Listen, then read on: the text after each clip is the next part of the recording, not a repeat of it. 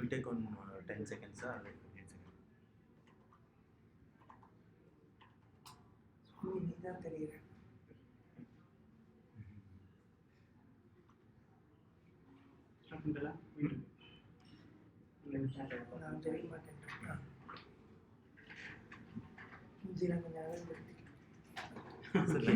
It's now live.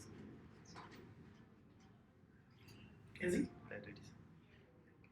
We have some people. We have some people. One. Okay. So welcome to the live session for this course, Probability Statistics, and I understand there is one student right now. So there are two. So thank you very much, and let us start with some questions that have been raised by the students. We'll do the easier ones first. So I think the first question was from a student. Can you give the previous question paper for the exam? I should smile and say maybe we don't. Because the simple reason, we simply don't want you to do the last year question paper and then believe that, well, that's a nice way to do this year. So the idea is not, in my opinion, is not to write an exam and get a certificate, but to learn. So keeping that in mind, we have given the assignment questions, hopefully with the in a manner by which you could learn. And if you have done the assignments well, I think you should be able to do the final exam well. In fact, a better way to learn is actually pick up a book on probability and statistics and try to work out something from the chapters whose content are covered in these 4 weeks. And if you actually observe, this is a course called Introduction to Probability and Statistics. It's not a first course on probability and statistics. It's like a 0 level course which I have mentioned right at the beginning. So very elementary content, and hardly the first 1 or 2 chapters of the book, depending on whatever book you pick up. So please pick up additional material, try to work out problems from there and check the answers. I'm sure you will be able to do well. Question number 2, I think, is from a faculty who says that assignment 3, question number 10 and 11, according to the faculty who has written, none of the choices is correct. And I also say similarly in assignment 0, question 2, none of the choices are correct. I have to go through that. I actually haven't seen what is exactly the question, though I have the TAs along with me. What we can assure you, if for some reason none of the answers are correct, if you attempt it, you will get marks. But then we will check whether there is a correct answer, and if there is a correct answer, we will evaluate you based on that. But if we are also convinced that there is no correct answer, as pointed out, then we will give you if you have attempted that question. Question number 3 is, can you explain in detail probability? And a very honest answer is that's what I've tried to do in the slides in the course. Starting from the definition of probability, starting from the axioms. We have done all that. So I don't know if in case the student who has asked this question has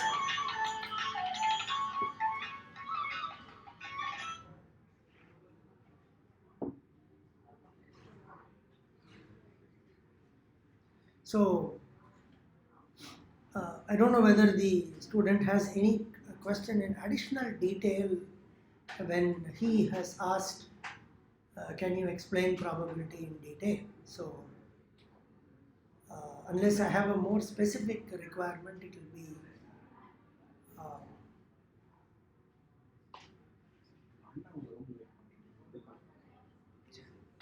tell him.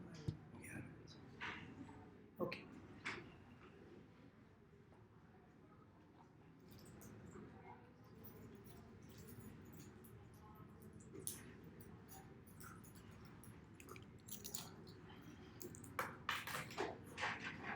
Okay. So I'm sorry about the interruption.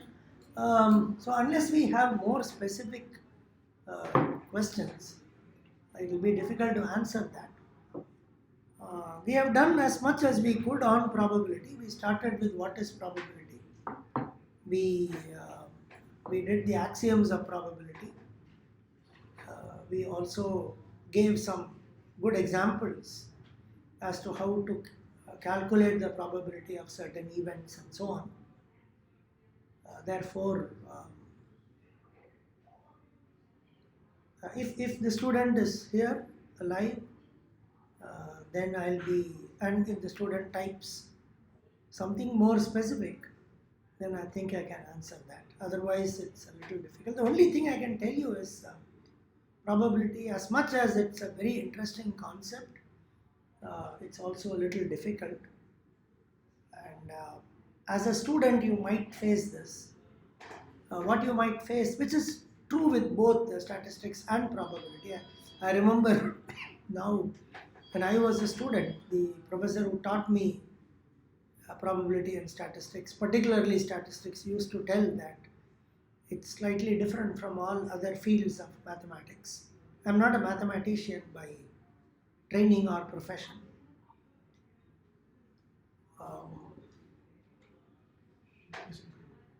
It's already started, so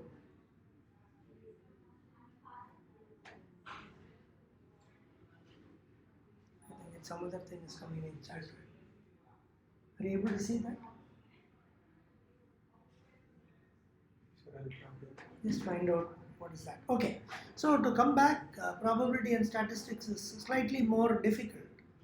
And I've observed this even as a student, and I'm sure the students who are part of this course would have observed it. When you listen to a lecture, you can learn many things, you can understand many things. When you see all the worked out examples, it's fine, you can understand. Only when you start working out, you will have an issue. How to approach a problem is not easy and straightforward.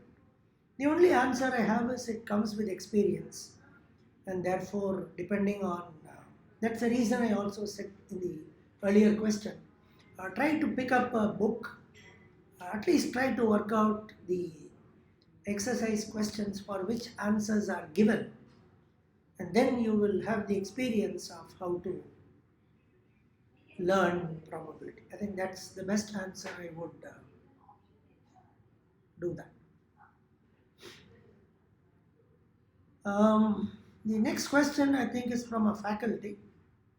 I would like to ask about research methodology and its application in the field of research. Okay, let me try my best to answer this question, even though this question is certainly not part of the course that we are associated with. My idea in this course is not to get into research methodology. In fact, I don't teach a formal course called research methodology. What is its application in the field of research? It has, in fact, the field of research largely survives because of research methodology. So first, when you start doing research, in my limited understanding, I'm answering this question. I'm sure there are better answers and more competent people to answer this question. At least since this is posed to me, let me try and answer this. And I'm going to answer this very, very specifically, keeping in mind the field of operations management, which I would kind of associate myself with it. So what we do when you do research, I'm restricting myself to operations management. I'm not even saying management. Though I belong to the faculty of management, I'm saying operations management. I'll try to extend it to other aspects of management. So if you look at operations management, you would find a lot of optimization based research. You solve complex problems, you solve them using tools of OR like integer programming or linear programming or any other tool. Today increasingly lots of research goes on with game theory as the methodology. So that is one particular type of research. Then you have another type of research which are heuristics, empirical in nature, simulation based, so on. The third is a type of research where you, even in operations, behavioral operations, where you collect data through questionnaires, through surveys, through case studies, and then you conclude the existence of a certain association between variables, or you propose association between variables, which you can find in other areas of management, largely in areas like HRM, marketing, systems, where you want to study something and you want to see whether there are factors that influence the outcome of something. So you identify the variables that you believe has an effect on something. And then at the end of the day, through data collection and statistical testing, establish whether such an association exists. You could also do that with purely theoretical approaches through case studies and so on. So research methodology is a field where it formalizes and makes you understand what kind of methodologies would you use to answer different kinds of research questions.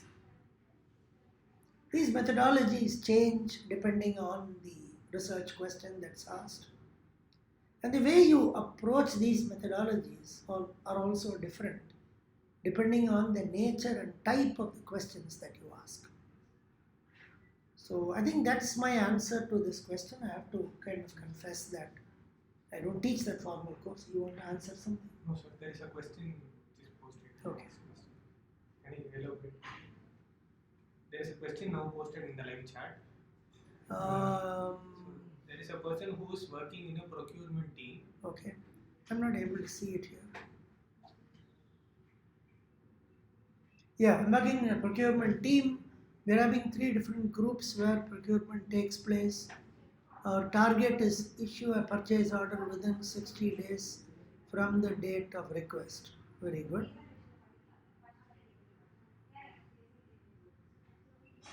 Oh, will the data be categorical or numerical? I want to analyze the number of orders placed within 60 days among 3 groups. So the data will be categorical or numerical.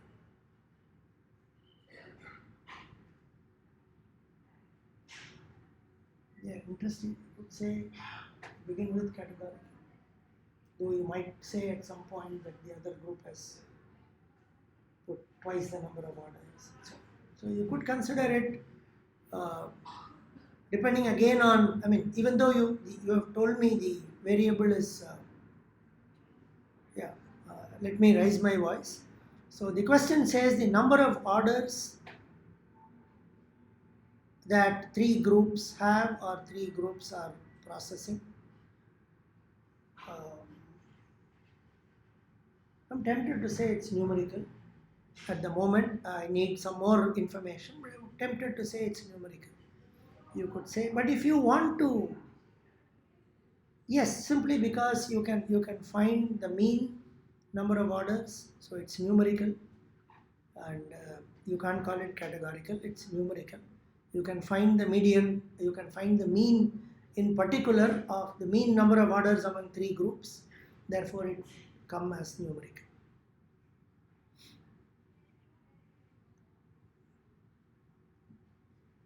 There's another question which talks about, I think this is a comment that the volume is too low.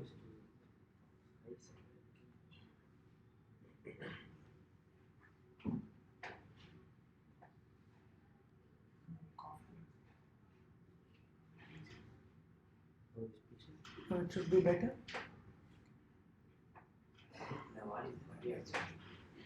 Yeah,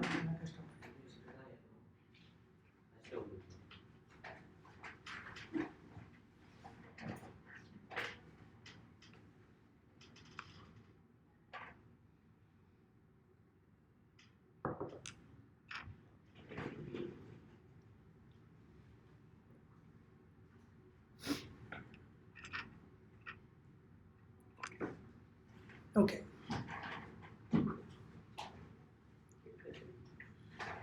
Yeah, there's a comment which says kindly make available the transcript and lecture notes. I think we are doing it. It is currently under review with the NPTEL team, so they will Okay, take so time the to. NPTEL team will try their best to put it up.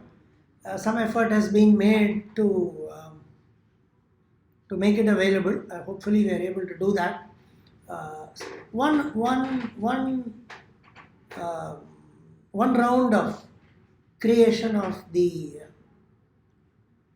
transcription, the transcripted material has been done, and right now they are looking at how to put it. We'll try our best to do it.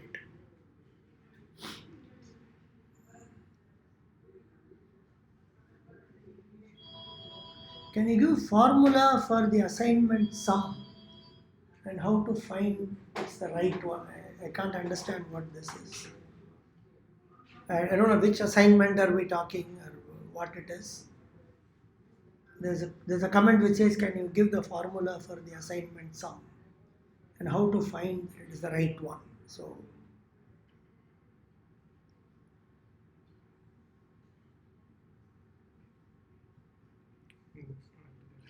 It's not this. The other two questions, n minus. I will come to that question. The n minus 1, very interesting question. I'll come to that. Meanwhile, I was trying to look at all of these.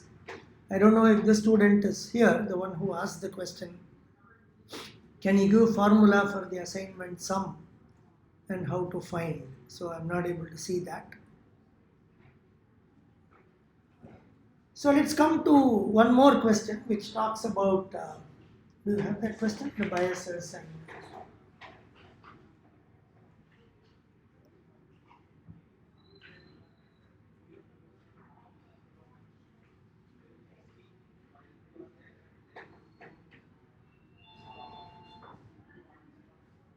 So it would be appreciated if we get the topic explained in detail with respect to why we use n minus 1 for the sample and n for the population. Could also explain terms bias variance and the bias variance trade-off. so first let me try to answer the second part, the bias and bias variance trade-off. Again, and then I'll answer the first question, which is why do we divide by n minus 1 when we calculate a sample variance? So can I see that in the phone? Okay, so the question is bias variance, trade-off, and so on.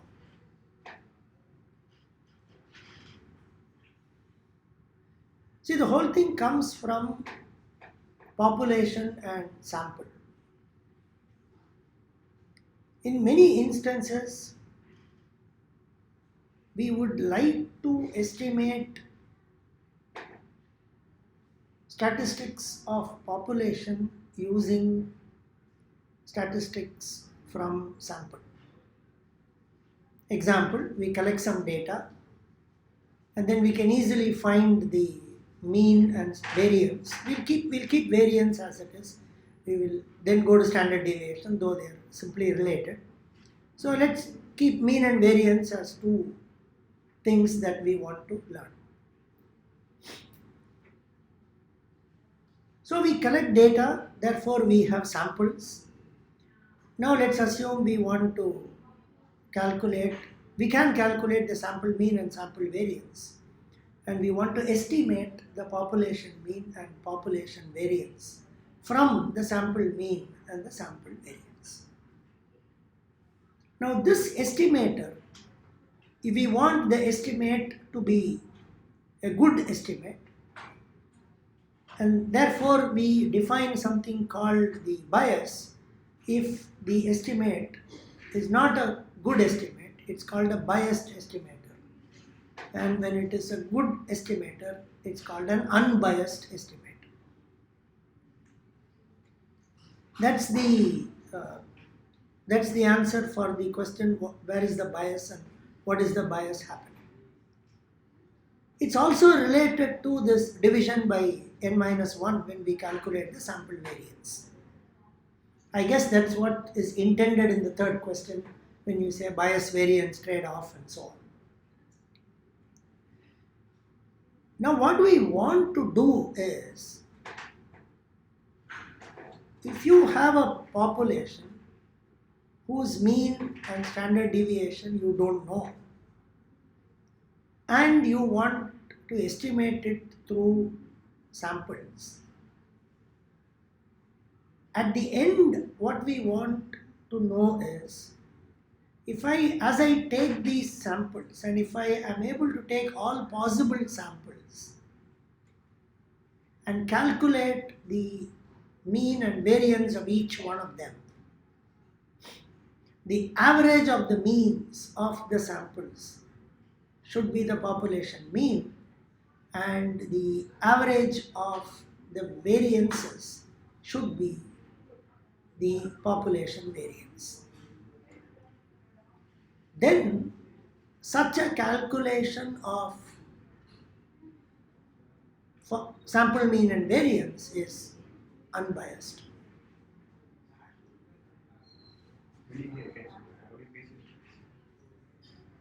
Okay.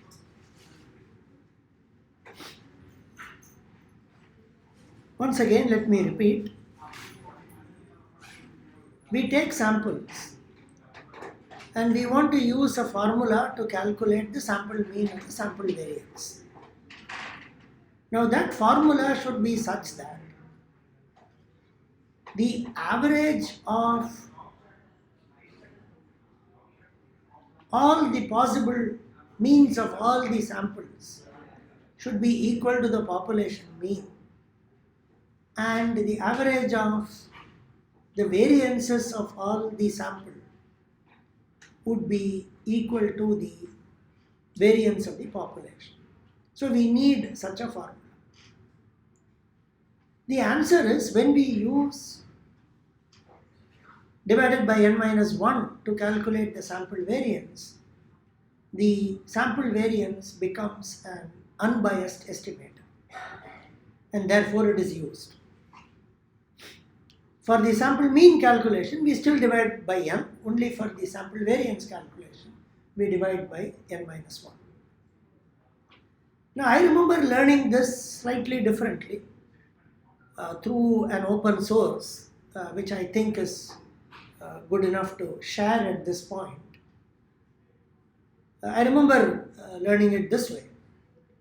For example, if you have 3 cards where 0 is written in one card, 2 is written in the second card, and 4 is written in the third card. Now we can easily say that there are 3 numbers, 0, 2 and 4. So the mean is 2, and you can find out the 3 cards in our exercise would represent the population, and the mean is 2, and the variance would be 0 minus 2 the whole square plus 2 minus 2 the whole square plus 4 minus 2 the whole square divided by 3, because we are doing population, and therefore the variance will be 8 by 3. Now if we are picking 2 cards from this, and when I say we are picking, we pick one randomly, we note down the number, and then you replace it, and then you pick another randomly, so that you get two numbers. So the two numbers could be, for example, 0, 0, could be 0, 2, and so on. And for each of these samples, we enumerate all possible samples. And you enumerate all the possible samples, and you have a small number of samples that can be drawn. You find the average and the variance of each one of these samples by using the formula, particularly for the variance, root over n minus 1. Now you are picking two items, therefore n is 2 and n minus 1 becomes 1. And if you use the formula and you use n minus 1 in the denominator and you enumerate all the possibilities and find the average of the means of every sample, it will be equal to 2. And when you use n minus 1 as the denominator, the average of all the variances will be equal to 8 by 3. You can actually show that instead of using n minus 1, if you use n, then the variance is not 8 by 3, and I guess it will become 2 by 3 or something. Therefore, the fundamental idea to do this is, you want the way you calculate the variance to give you an unbiased estimator, and therefore you use n minus 1, so that the average of all the variances of all possible samples is actually equal to the population variance. So this small illustration which I was able to read helped me understand this better. So that's the reason we do an n minus 1 in the denominator instead of n, which gives you an unbiased and a better estimate of the population variance from the sample variance. And automatically the standard deviation gets the same. There was another question. If I have a data in which mean value is nearby zero value, can I scale up the data and then find other dispersion parameters? Or is there any approach to do that? In the video it was explained that the CV value will be huge when mean value is close to zero. In that case, I can tweak the CV by scaling up the data, isn't it? I will try scaling up the data for some random data set, but I will appreciate if you could provide some explanation. See, it depends on how you scale the data. For example, are you going to scale the data by addition, or are you going to scale the data by multiplication, or what are you going to do?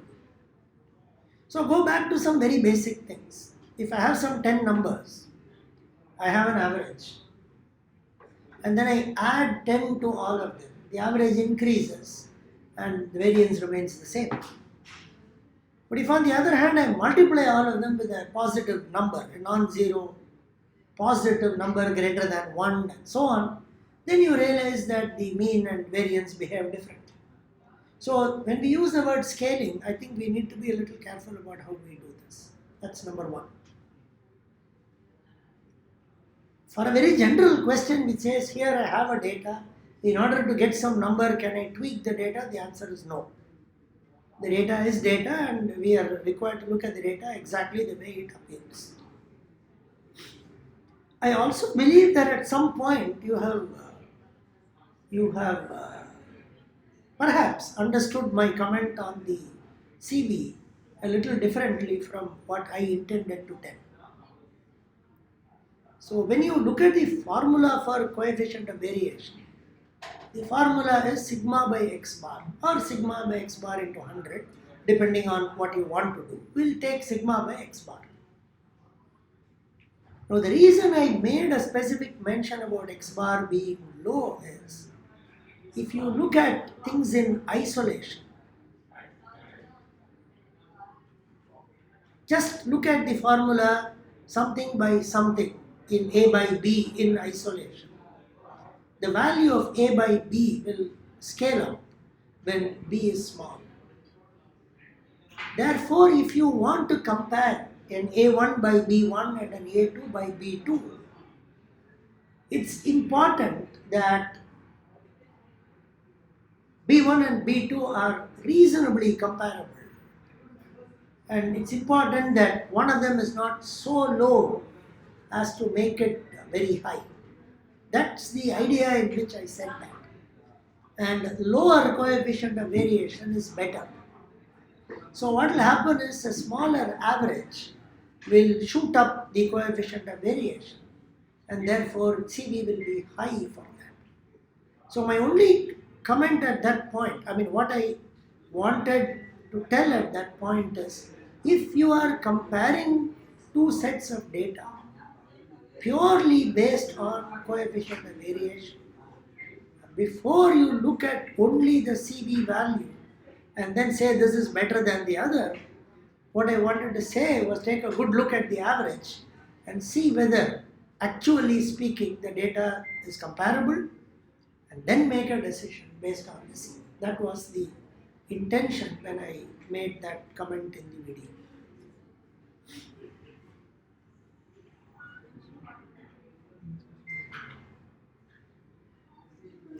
Hello sir, finding the course useful, but it would be much more useful to understand the why behind the formula derivation itself. Currently we just have formulas for different measures. I can read the question, and there's a follow-up question which says, could you explain correlation and covariance formula?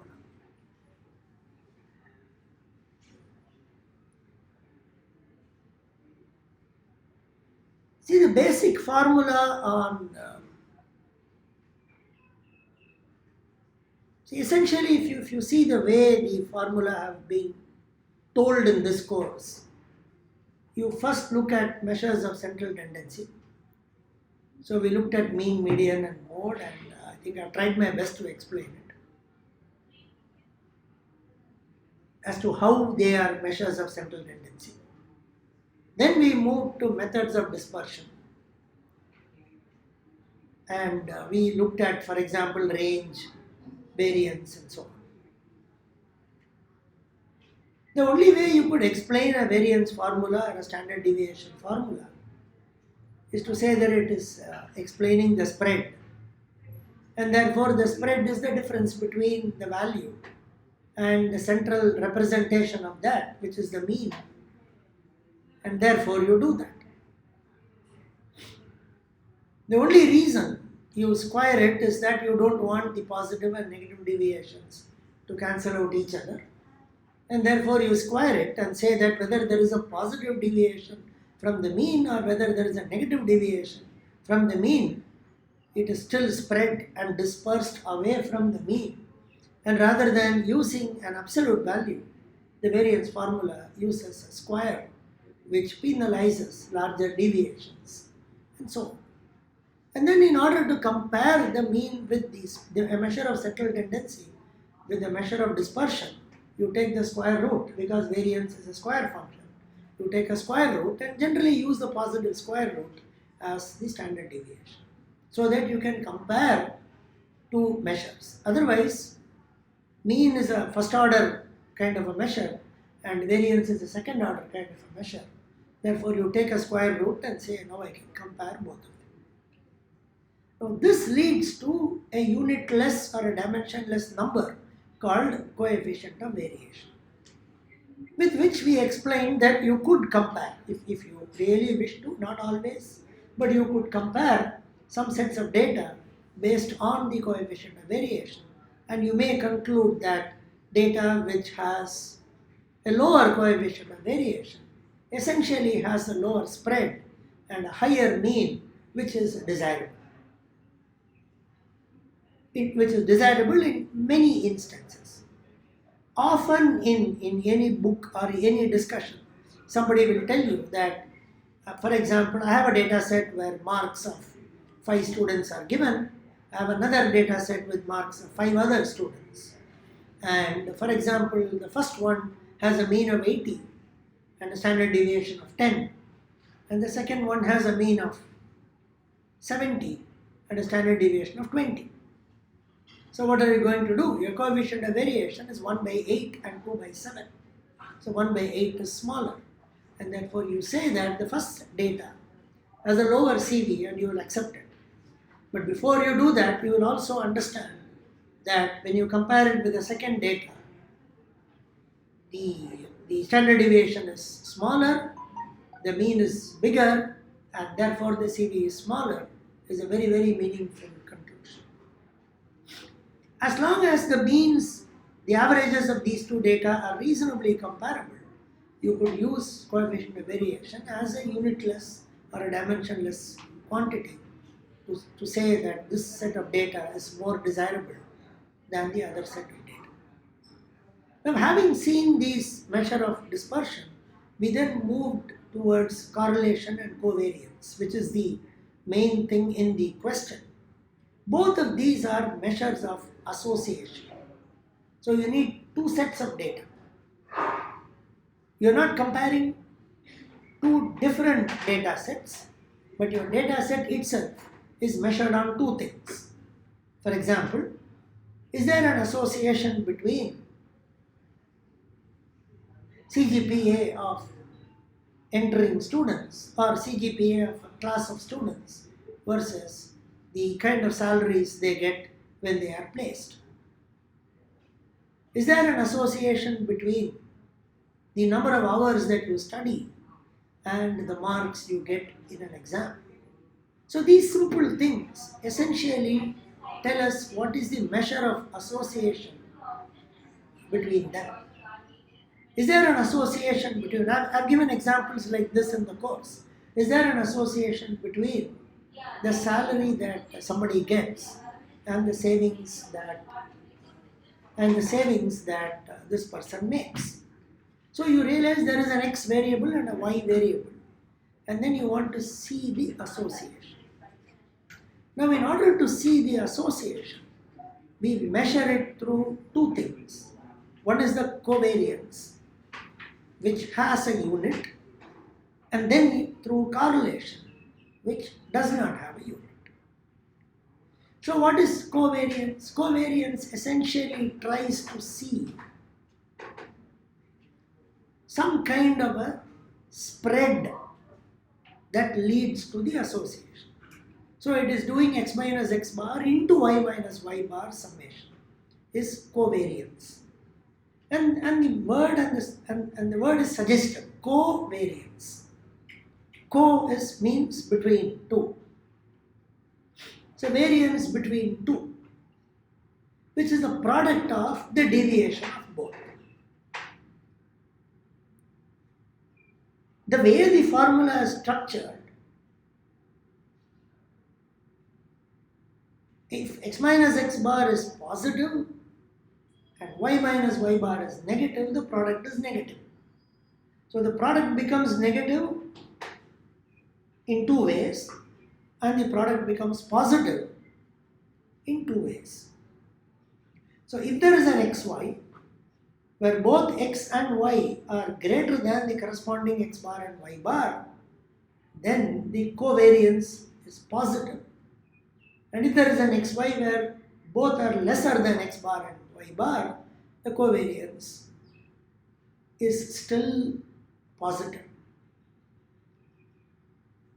But if there is an xy where one of which is more and the other is less, your covariance is negative. So if there is a very strong positive association between two variables x and y, when x deviates or x is more than x bar, you expect y to be more than y bar if there is a strong association, and therefore x minus x bar into y minus y bar is positive. If they are strongly associated, both x and y will be lesser than the x bar and y bar, and therefore a positive product term will come. If they are not so associated, then when one increases, the other decreases, and therefore the covariance for that part becomes negative. Because of which the net covariance could be either negative or positive or zero. But covariance simply based on the formula should have a unit. For example, if you are trying to see, is there an association between the marks obtained and the salary that a person has got at the end of a program, and let's say x is the mark and y is the money, then x minus x bar is still measured as mark and y minus y bar is still measured as money, and your covariance is mark into money. Of course, you may put a root and so on. So, mark into money. So, root over mark into money. Therefore, when you start giving a number at the end of the day and say 20,000 mark money root over, it doesn't mean much. Therefore, because there could be some other data, for example, you would say salary versus saving, both are in money, there could be some other data which may have a covariance of, depending also, it depends on the number, but it could have a covariance of 1 lakh money square or money. So x and y may have different units of measurement, because of which the number could be different. Therefore, to make sure that you consistently measure the association, you divide it by the standard deviation of x and standard deviation of y.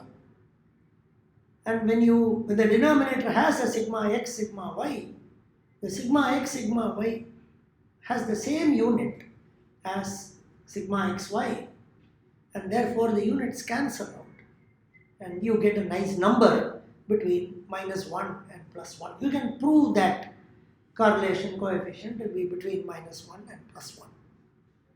Therefore, correlation is an accepted measure, because irrespective of the unit of measurement of x and y, you will get a measure of association between -1 and +1. I also remember I might have mentioned this in the lecture. Just because correlation is close to 1 between two variables, it doesn't mean they are really associated. You have to first establish that there is a relationship, and then you measure the association in terms of this, which is very important.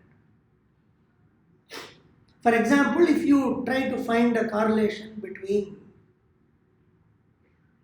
the population of the country in the last 10 years versus the cumulative score that a cricketer has over 10 years, you might find a reasonable correlation.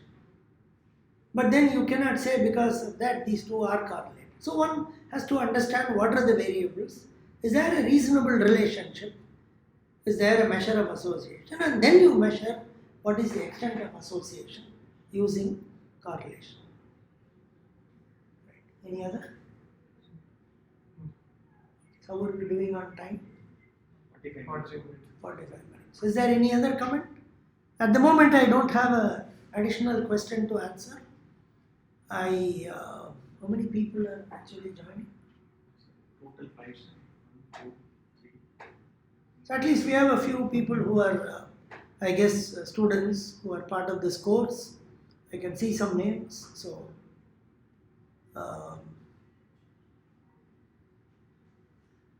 sir, please clear when we apply 8's correction in chi-square. I mean, at the moment, I'm not able to answer that question. I'll maybe have to defer it. I don't have an on-the-spot answer for that. Is there any other comment?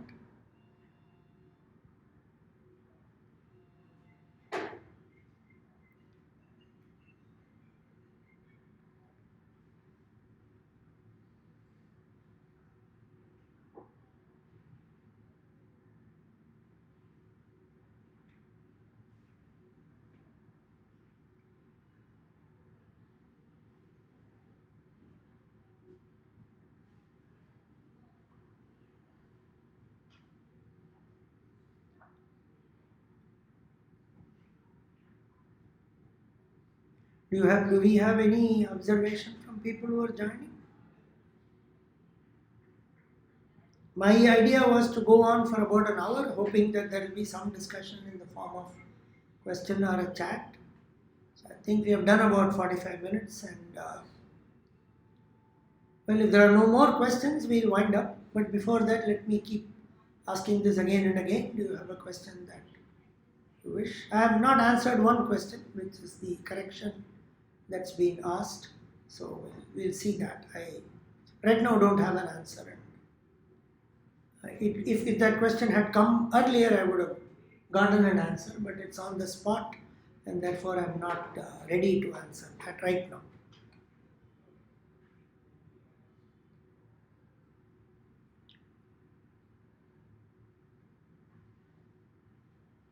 Okay. So I think since there is no comment or observation from the people who have joined, I would like to close this. Let me thank all of you for a few of you who have come live and who have joined this session. Let me also thank my TAs who are with me, who have helped me quite a bit. Always, a lot of thanks to the NPTEL technical staff who coordinate this and who have made this possible. And let me wish all the participants all the best. So thank you very much, and in case some of you are writing the exam, best wishes. All right. Thank you and have a good day.